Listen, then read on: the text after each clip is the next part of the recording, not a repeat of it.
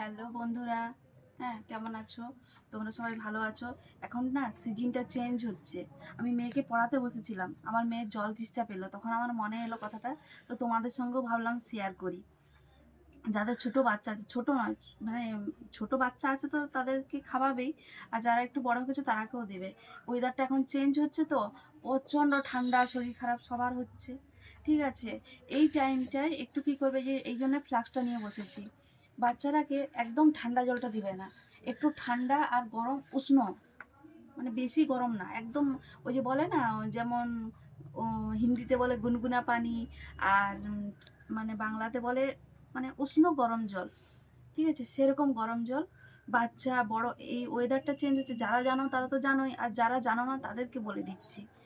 হ্যাঁ, সকালে যে জলটা বাচ্চাকে খাওয়াবে, মানে মানে দিনের বেলাটায় তখন তো রোদ থাকে, তখন দরকার নেই। আবার এই রাত্রিবেলাটা করে একটু হালকা গরম জল, হ্যাঁ, করে খাওয়ালে না, এই যে বাচ্চার খুকখুকানি যে একটা কাশি হয় না, ওই কাশিটা হবে না।